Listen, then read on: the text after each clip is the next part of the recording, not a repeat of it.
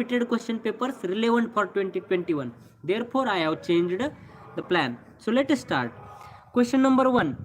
Consider the following statements. 3 statements are given, and I will give you a nice trick in this question. Directly go to the third statement.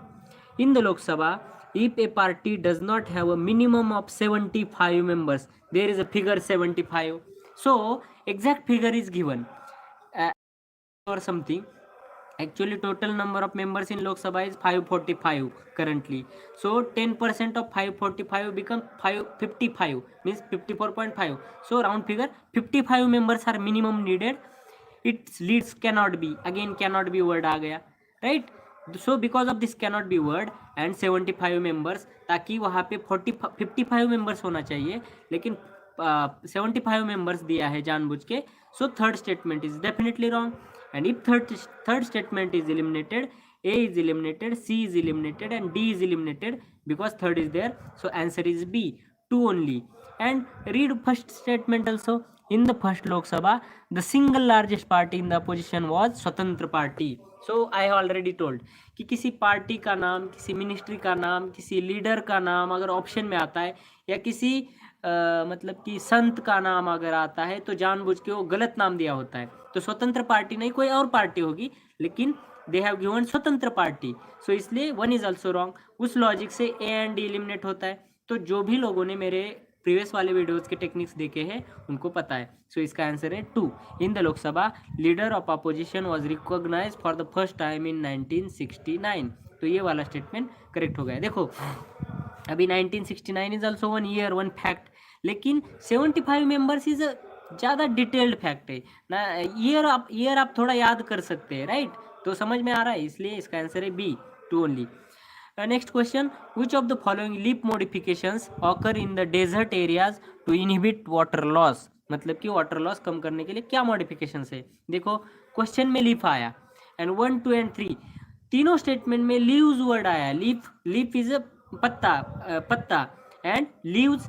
पहले statement में देखो hard and vaccine leaves, मैंने already बोला है, मतलब कि hard and vaccine leaves. और मैंने ऑलरेडी बोला है 2 अगर वर्ड्स है, कल के ही क्वेश्चन पेपर में बोला था कि 2 वर्ड के बीच में एंड आया. एंड देखो यहाँ हार्ड एंड वैक्सी, तो उसी पे क्वेश्चन, उसी लॉजिक से, मतलब कि आई हैव ऑलरेडी यस्टरडे एक्सप्लेन. कुछ तो क्वेश्चन था, जिन्होंने जो लोग बारीकी से सुन रहे हैं ना उनको पता होगा. मैंने ऑलरेडी बोला था एंड, और एंड के दोनों बाजू में 2 वर्ड ओनली, सेंटेंस नहीं, ओनली वर्ड. यहाँ पे क्या है, हार्ड एक वर्ड है, वैक्सी एक वर्ड है, मतलब कि हार्ड एंड वैक्सी. तो एंड को अंडरलाइन करना मैं भूल गया, तो वो वाला स्टेटमेंट डेफिनेटली करेक्ट होता है. उसी लॉजिक से आपका आंसर ही आ रहा है, डी में ही ओनली है. 1 is only there in D, बाकी ऑप्शन में 1 नहीं है. इसीलिए लॉजिक कैसे अप्लाई होते हैं. और ऊपर से ये तो आपको पता है कि हाँ tiny leaves, thorn instead of leaves, ये तो आपने अगर पढ़ा है तो बहुत अच्छी बात है, लेकिन लॉजिक आपको पढ़ा नहीं है तब भी बचाता है. समझ में आ रहा है. हार्ड एंड वैक्सी, मतलब कि 2 वर्ड को एंड ने जोड़ा है, मतलब कि थोड़ा सा आपकी घंटी बजनी चाहिए. हाँ ये करेक्ट लग रहा है, इसलिए D is the answer 1, 2 and 3. और क्वेश्चन में लीप वर्ड आया है, ऑप्शंस में तीनों ऑप्शन में लीव्स वर्ड आया है. लीव्स तीनों को मैंने अंडरलाइन किया है, वो भी एक लॉजिक है, इसलिए इसका आंसर है D. I will move to the next question. Question number 3.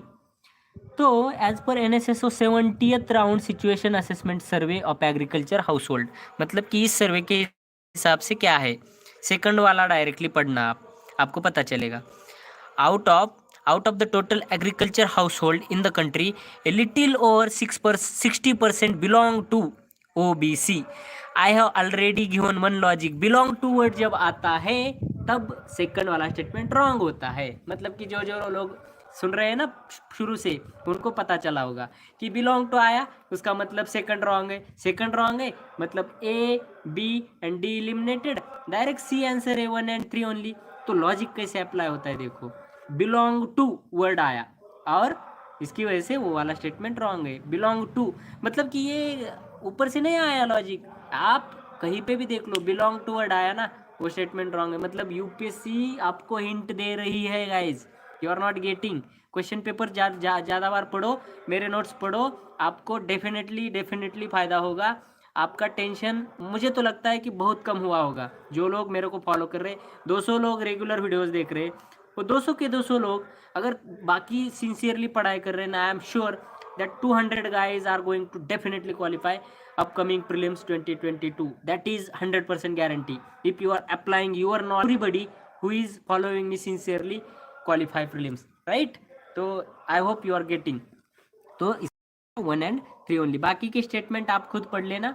बाकी के स्टेटमेंट्स में भी फैक्ट्स है, जैसे कि राजस्थान वर्ड आ गया, केरला वर्ड आ गया, लेकिन एंड में सारे एनालिसिस के बाद आपको एक वीडियो वो बनाऊंगा कि कौन से वर्ड को पहले प्रायोरिटी देनी है एलिमिनेशन में, कौन से फैक्ट को बाद में प्रायोरिटी देनी है, उस हिसाब से।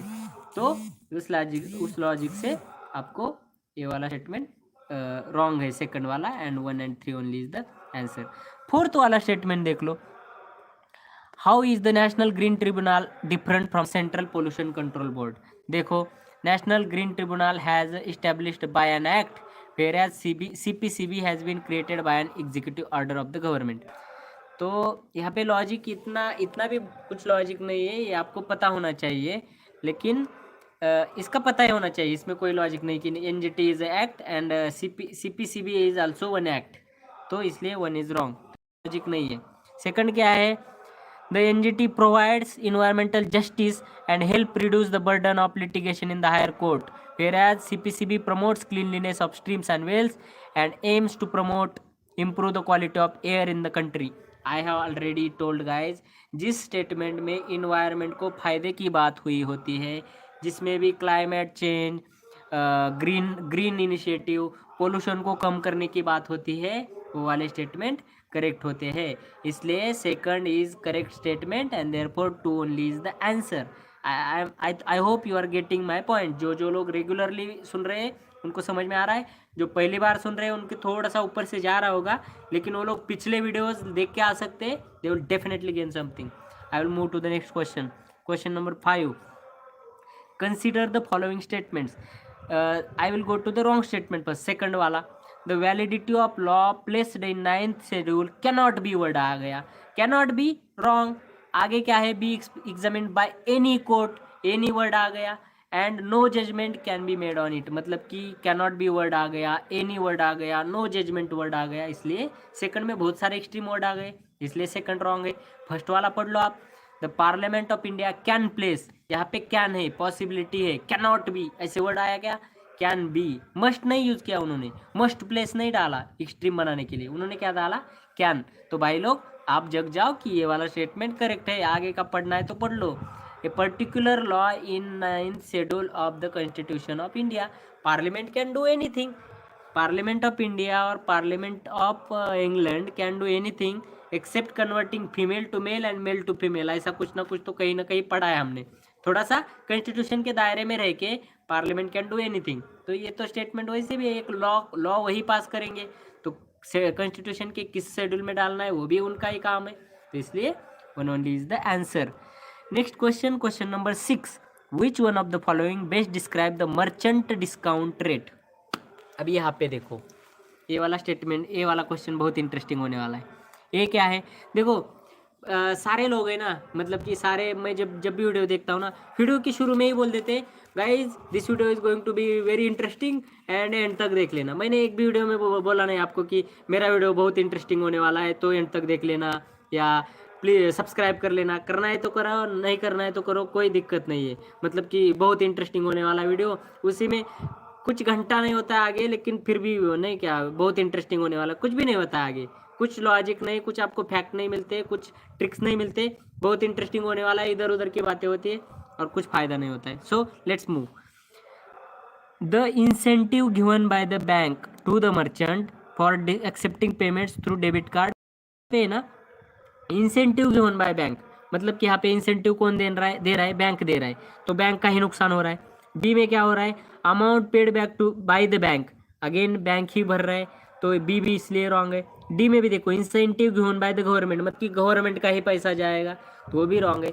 लेकिन क्वेश्चन में मर्चेंट वर्ड आया है, तो मर्चेंट का कुछ ना कुछ तो, मतलब ए बी एंड डी में गवर्नमेंट का नुकसान हो रहा है, समझ में आ रहा है आपको। तो सी स्टेटमेंट कैसे, to the merchant by a bank for accepting payments from his customers through the bank's debit card, मतलब कि सी वाले स्टेटमेंट में मर्चेंट को चार्ज हो रहा है, मतलब कि मर्चेंट का नुकसान हो रहा है, right. And A B and D statement में गवर्नमेंट या बैंक का नुकसान हो रहा है। तो आपको घंटी बजनी चाहिए कि A B and D statement में गवर्नमेंट का नुकसान हो रहा है, लेकिन सी वाले स्टेटमेंट में मर्चेंट को चार्ज कर रहे हैं। और ऊपर से ऊपर क्या बोला है, मर्चेंट डिस्काउंट रेट, मर्चेंट को ही कुछ ना कुछ तो घाटा हो रहा होगा, क्योंकि ए बी एंड डी में तो गवर्नमेंट का घाटा हो रहा है। तो एक भी स्टेटमेंट लॉजिकली नहीं करेक्ट है, लेकिन सी में ये तीनों से अलग है, उल्टा नुकसान हो रहा है। मतलब ऐसा भी देखना है कि नुकसान किसका हो रहा है, फायदा किसका हो रहा है, उस स्टेटमेंट के साथ आपको जाना है। I hope you get my point. Next question, question number 7, nuclear supplier group के बारे में मतलब कि क्या है, what are the consequences of a country becoming member of nuclear suppliers group. तो न्यूक्लियर सप्लायर ग्रुप का क्या फायदा है, देखो सेकंड वाला पहले पढ़ो, it automatically becomes, automatically word आ गया ना, वहीं पे घंटी बजने चाहिए, ऑटोमेटिकली, मैंडेटरी, एक्सट्रीमली, ऐसा वर्ड आ गया तो रॉन्ग है, इसलिए बी एंड सी तो एलिमिनेट हो गया। ए और डी में से आंसर है, क्योंकि बी एंड सी में 2 है, 2 तो रॉन्ग है ऑटोमेटिकली वर्ड की वजह से।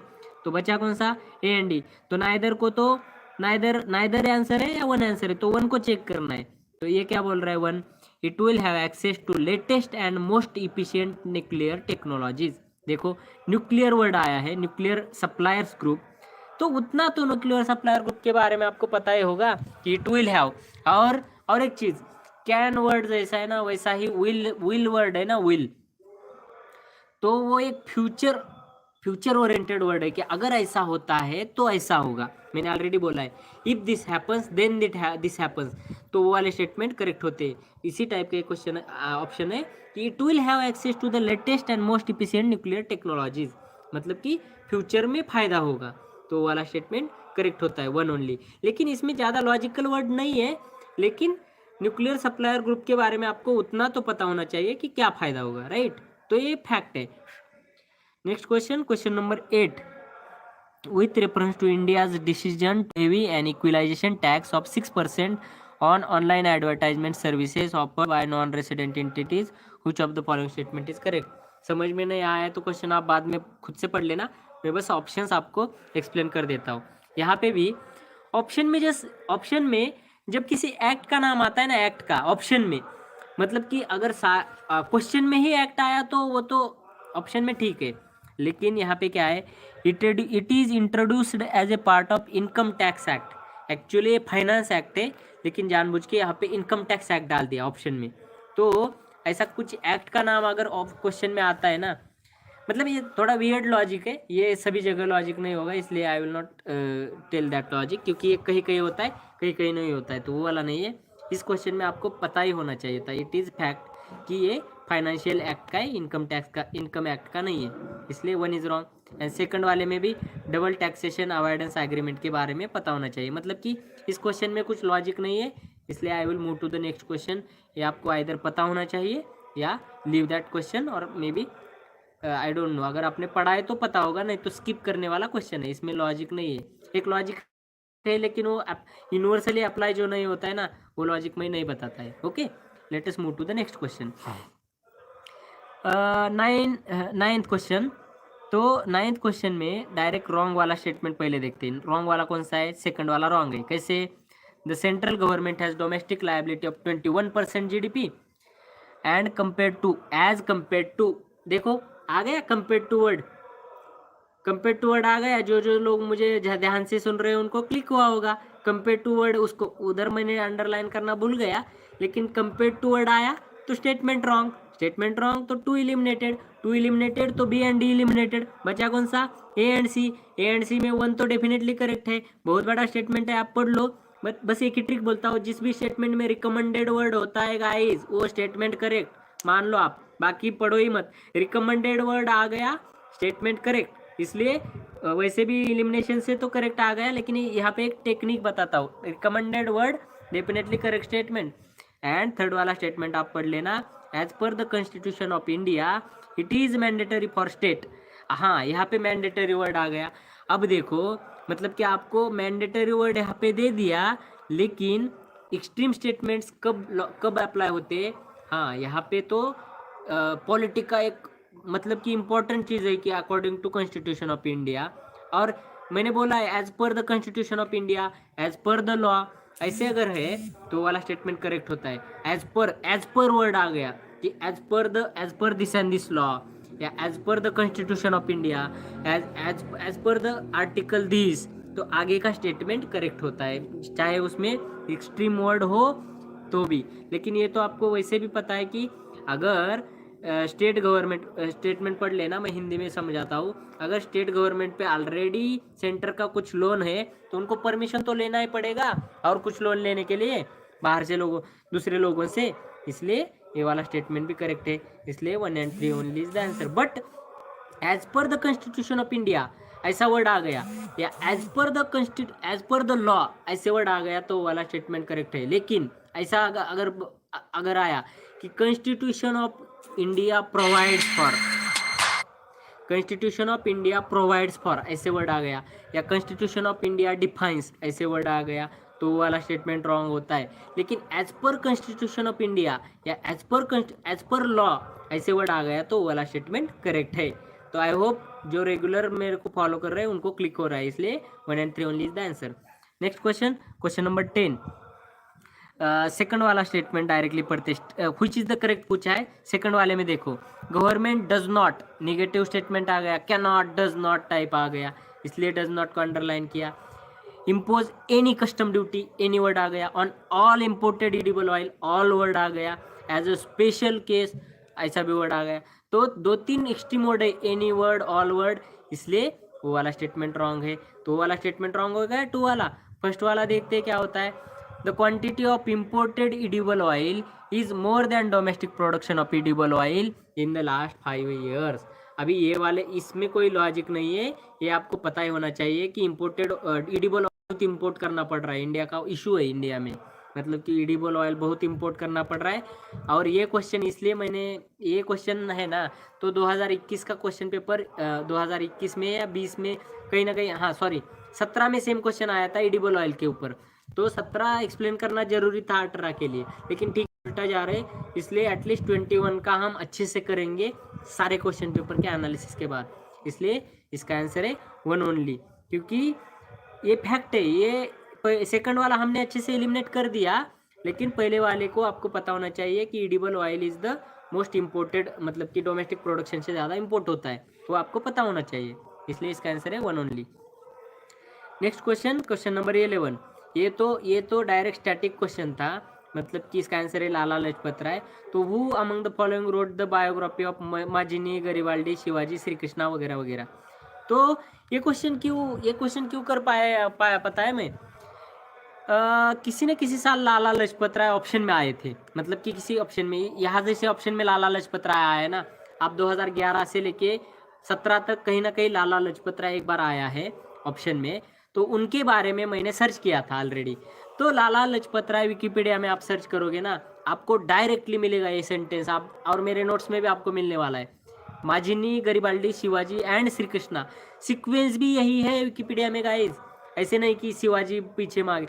माजिनी, गरिबाल्डी डायरेक्ट स्टेटमेंट है ना, he wrote biographies of Mazzini, Garibaldi, Shivaji and Shri Krishna, direct copy किया है। ये आगे का भी stayed in America for some time and was also, ये पूरा स्टेटमेंट विकिपीडिया से कॉपी करके क्वेश्चन पेपर में डाल दिया। क्यों डाल दिया, लाला लाजपत राय ऑलरेडी ऑप्शन में आया है, तो यहाँ पे लॉजिक ये है कि आपने पढ़ा होना चाहिए। अब आपको क्या करना है, अरबिंदो घोष के बारे में सर्च करना है, मोतीलाल नेहरू के बारे में सर्च करना है, ना कि 2020 में आ जाए शायद, माजिनी, गरिबाल्डी के बाद सर्च करना है, शिवाजी, श्री कृष्णा के बारे में सर्च करना है। तो ये सारी चीज़ें आपको मेरे नोट्स में एट वन प्लेस मिलेगी। Let's move to the next question, question number 12, consider the following statements 1 and 2। तो देखो कैनॉट, पहले सेकंड वाला पढ़ते हैं। Once issued Aadhaar number cannot be deactivated by issuing authority, cannot be word आ गया, स्टेटमेंट रॉन्ग, क्योंकि issuing authority government of India कुछ भी कर सकती है, एक बार इशू किया तो कैंसिल भी कर सकती है, इसलिए 2 is wrong. And one statement देखो, अभी 1 में तो कोई लॉजिक नहीं, कैन बी वर्ड आ गया, आप बोलोगे कैन बी वर्ड आया तो करेक्ट होता है। तो यहाँ पे यूपीएससी ने कैसे गेम खेला है आपके साथ, मैं आपको एक्सप्लेन करूँगा। कहाँ गया, हाँ देखो, 12th का क्वेश्चन में क्या बोला है, Aadhaar card can be used as a proof of citizenship and domicile. अभी आपको अगर पता है आधार कार्ड के बारे में तो आप इलिमिनेट कर सकते थे कि ये ओनली आइडेंटिटी प्रूफ है, सिटीजनशिप का नहीं है Aadhaar card. Can B word डाला है, लेकिन आप 17 नंबर का क्वेश्चन मैं डायरेक्ट स्किप किया 17। तो द आइडेंटिटी प्लेटफॉर्म आधार, मतलब यहाँ पे हिंट दे दिया कि Aadhaar card is identity document not इस डॉक्यूमेंट, कौन सा, सिटीजनशिप और डोमिसाइल। समझ में आ रहा है, मतलब कि इस स्टेटमेंट के बारे में आपको इसी क्वेश्चन पेपर में 17 नंबर के क्वेश्चन पेपर में हिंट दिया था। तो ऐसा भी कभी कभी आगे वाले क्वेश्चन में हिंट होता है, इसलिए 1 is also wrong and answer is neither 1 nor 2। मतलब कि गाइज मतलब कि proof of citizenship and domicile नहीं है Aadhaar card. I will move to the next question. Which of the following has shrunk immensely, dried up in the recent past due to human activities? अभी देखो यहाँ पे क्या बोला है कि रिसेंटली कौन सा ये हुआ है। तो पहले आपको ब्लैक सी का नज़ारा आना चाहिए। Black Sea is very big sea, Caspian Sea के बाजू में ब्लैक सी है। तो ये तो ड्राई होना बहुत मुश्किल है, इम्पॉसिबल टाइप काम है सेकंड वाला, इसलिए सेकंड तो एलिमिनेट हो गया, इसलिए बी एंड सी एलिमिनेटेड। तो वन तो डेफिनेटली ड्राई हो रहा है इसका मतलब, क्योंकि ए एंड डी में 1 है, तो आर आल सी तो डेफिनेटली आंसर है।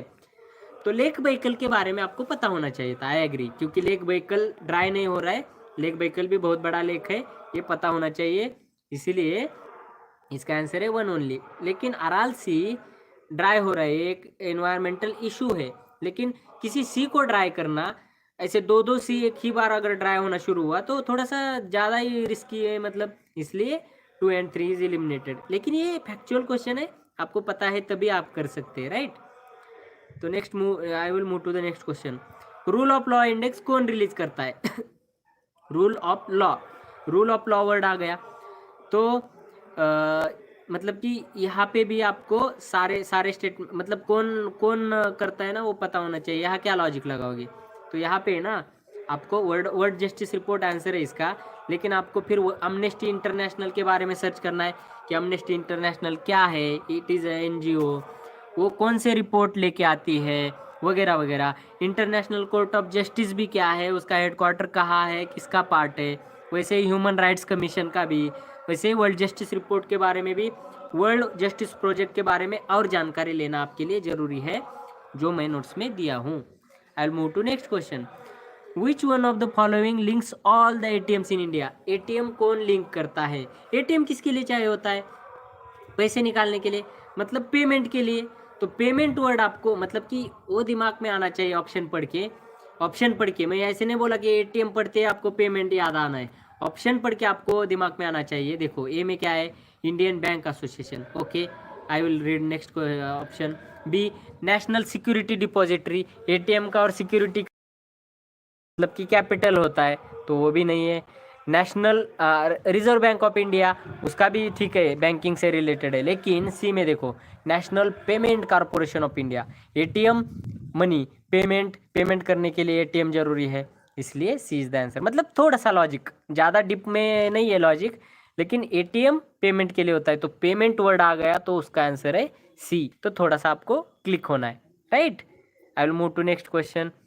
Question number 16, which of the following are correct statements? Second वाला डायरेक्टली पढ़ लो। Capital adequacy ratio is decided by each individual bank, each word आ गया, एक्चुअली ये RBI करता है, लेकिन ईच बैंक को दे दिया उन्होंने इस स्टेटमेंट में, ईच वर्ड आ गया इसलिए एलिमिनेट हो गया, तो वहीं पे आपने B एंड C एलिमिनेट कर दिया। अब वन को आपको पढ़ना है। Capital adequacy ratio is amount that banks have to maintain in the form of their own funds to offset any loss that banks incur if the account holders fail to repay dues. अभी एक बोलता हूँ, इधर any word आया ना, इधर any word extreme में नहीं होता है, इधर एनी वर्ड का मतलब है कुछ और है, मतलब कि एनी लॉस मतलब कि कुछ लॉस ना हो जाए, मतलब कि ये वाला स्टेटमेंट करेक्ट है, इसलिए 1 only is the answer. Last question of this video, the identity platform Aadhaar provides open application programming interface. What does it imply? तो it can be integrated into any electronic device। हाँ, यहाँ पे any word आ गया, right, लेकिन any device नहीं बोला। समझ में आ रहा है आपको? एनी वर्ड डालते टाइम भी उन्होंने क्या किया, एनी इलेक्ट्रॉनिक वर्ड डाल के उसको थोड़ा सा मिनिमाइज कर दिया। मतलब ऐसे बोलते हैं ना, it can be integrated into any device, तो एक्सट्रीम होता, लेकिन एनी डाल के इलेक्ट्रॉनिक डाल दिया। तो आपको थोड़ा सा दिमाग में आना चाहिए कि एनी बोला है लेकिन इलेक्ट्रॉनिक डिवाइस तो बोला है, तो थोड़ा सा एनी को तो उन्होंने कट कर दिया उस लॉजिक से। और सेकंड वाला तो ऐसे ही है, पॉसिबल वर्ड आ गया, online authentication using iris is possible, possible word आ गया, इसलिए both 1 and 2 is the answer. मतलब कि क्वेश्चन में भी ओपन वर्ड आ गया, ओपन। और स्टेटमेंट फर्स्ट वाले स्टेटमेंट में कैन बी वर्ड है लेकिन एनी वर्ड है, लेकिन एनी डिवाइस नहीं बोला, एनी इलेक्ट्रॉनिक डिवाइस। तो ऐसे डिवाइस के पहले इलेक्ट्रॉनिक डाल के उन्होंने एनी वर्ड का कुछ मीनिंग रखा नहीं, वैसे ओनली इलेक्ट्रॉनिक डिवाइस हो गया वो वाला। इसलिए आपको थोड़ा सा लॉजिक आना है कि हाँ, कभी कभी एक्सट्रीम स्टेटमेंट, एक्सट्रीम वर्ड भी है ना एनी जैसा, तो उसका थोड़ा सा और याद रहना है। हाँ, ये इधर एनी का मतलब कुछ और है, राइट। एनी मतलब एनी डिवाइस नहीं है, इलेक्ट्रॉनिक डिवाइस ओनली। तो I hope you are getting my point, you are getting confidence. और 4 क्वेश्चन पेपर बचे हैं, आपको बहुत फ़ायदा होने वाला है 15 से 18, एंड देन 21 का करेंगे ना, तो आप एंजॉय करोगे कि यार कितना इजी होता है। जिन्होंने 21 का प्रीलिम दिया था ना, आई कैन गारंटी यू, जिन्होंने 21 का प्रीलिम दिया है उनको लगेगा कि शायद यार ये बंदा या ये भैया अगर पहले मिल जाते तो मैं 21 का प्रीलिम तो डेफिनेटली होता था। और कुछ कुछ लोग आप में से ऐसे हैं जिनका मेंस मेरे से तगड़ा है गाइज, मैं आई एग्री। मतलब जिधर कमी है वो उधर एक्सेप्ट करना चाहिए। मैं मेंस में थोड़ा सा कम हो रहा हूँ, आप में से बहुत सारे लोग मेंस में तगड़े हैं मेरे से, अच्छा प्रिपेयर्ड है।